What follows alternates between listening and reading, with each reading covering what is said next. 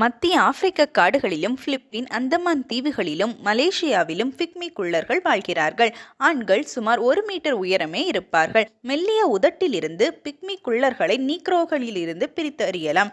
இவர்கள் சிறு சிறு கூட்டமாக வாழ்கிறார்கள். ஒவ்வொரு கூட்டத்திற்கும் ஒரு தலைவன் உண்டு. தீங்கு வரும்போது ஒருவருக்காக மற்றவர்கள் போராடுவார்கள். உணவை பகிர்ந்து உண்பார்கள். மரக்கிளைகளாலும் இலைகளாலும் சிறு குடிசைகளை கட்டிக்கொள்கிறார்கள். இவர்கள் இடுப்பில் மட்டும் ஒரு சிறிய ஆடை இருக்கும். இறைச்சி இவர்களது முக்கிய உணவாகிறது. யானை, காண்டாமிருகம், மனித குரங்கு முதலியவற்றை இவர்கள் வேட்டையாடுகிறார்கள். வேட்டைக்கு நஞ்சு தோய்த்த ஈட்டி மற்றும் அம்பை பயன்படுத்துகிறார்கள். மீன் பிடிப்பதும் உண்டு. காடுகளை அடுத்து வசிக்கும் மக்களுடன் இவர்கள் வாணிகம் செய்யும் முறை வேடிக்கையானது.